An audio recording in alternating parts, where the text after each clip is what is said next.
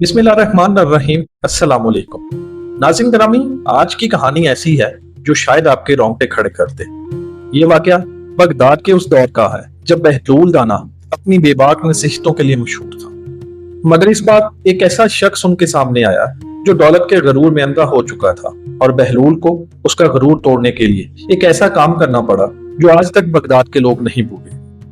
रात का वक्त था। बगदाद की तंग और तारीख गलियों में एक शोर मचा हुआ था। लोग चिल्ला रहे थे, सुल्तान ज़ैद आ रहा है, रास्ता छोड़ दो। सुल्तान ज़ैद बगदाद का सबसे अमीर सौदागर था। इसके पास बेशुमार जवाहरात, कीमती माल और गुलाम थे, लेकिन इतना ही मगरूर भी था। जब वो अपने घोड़े पर सवार होकर गलियों में आता तो लोग डर के मारे दीवारों से लग जाते। कोई गरीब उसके सामने आ जाता तो वो बेरहमी से कोड़े मरवाता। उसी रात बहलूल दाना एक वीरान गली में बैठे हुए थे। उनके हाथ में मट्टी का एक छोटा सा प्याला था जिसमें चिराग जल रहा था।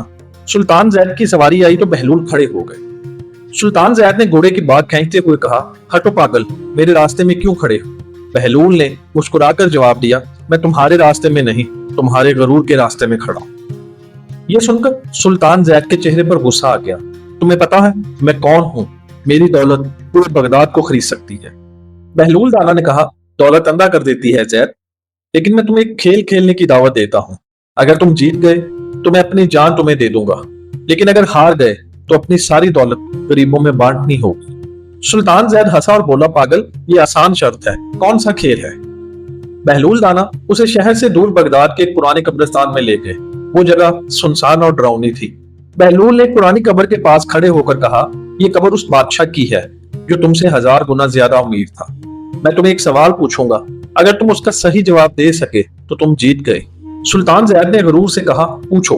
बहलूल ने कब्र की तरफ इशारा करते हुए कहा, यह बताओ ज़ैद, इस बादशाह ने अपनी दौलत कहां ले जाकर रखी है? इसके खजानों का क्या हुआ? ज़ैद खामोश हो गया। बहलूल की आवाज गूंज रही थी, क्या इसके सोने चांदी ने इसके साथ कब्र में जाकर इसका साथ दिया? क्या इसके महलात यहाँ खड़े हैं? क्या इसके गुलाम इसे बचा सके? ज़ैद का गरूर हिलने लगा, लेकिन वो बोला, ये तो आसान बात है, दौलत दुनिया में ही रह जाती है। बहलूल आगे बढ़े और कब्र की मट्टी को हाथ में लेकर कहा, हाँ, दौलत दुनिया में ही रह जाती है, लेकिन ज़ैद याद रखो, कल ये कब्र तुम्हारी होगी, तुम्हारी दौलत भी यही रह जाएगी, और अगर तुमने जिंदगी में नेकी नहीं की तो ये कब्र तुम्हारी सबसे बड़ी सजा बन जाएगी। ये सुनकर ज़ैद के हाथ कांपने लगे, लेकिन बहलूल ने उसे एक आखिरी मौका दिया और कहा, तुम्हारे पास 2 रास्ते हैं, या तो अपनी दौलत गरीबों में बांटकर इनके दिलों में जगह बना लो, या इसी गरूर में मरो और इस कब्र की तन्हाई का इंतजार करो। अगले ही दिन बगदाद के लोग हैरान रह गए जब सुल्तान ज़ैद ने अपने दरवाजे खोल दिए और अनाज, कपड़ा, सोना सब गरीबों में बांट दिया। लोग खुश हो रहे थे, दुआएं दे रहे थे, लेकिन कुछ दिनों बाद खबर आई कि सुल्तान ज़ैद अचानक मर गया है। लोग कहने लगे कि शायद इसे बहलूल की नसीहत का असर हो गया था। बहलूल दाना कब्रिस्तान के पास बैठे मुस्कुरा रहे थे। एक शागिर्द ने पूछा, बहलूल, क्या आपको दुख नहीं हुआ कि ज़ैद मर गया है? बहलूल दाना ने कहा, नहीं, क्योंकि अब वो खाली हाथ नहीं गया। इसके पास उन गरीबों की दुआएं हैं जिन्हें इसने आखिरी दिनों में खुश किया।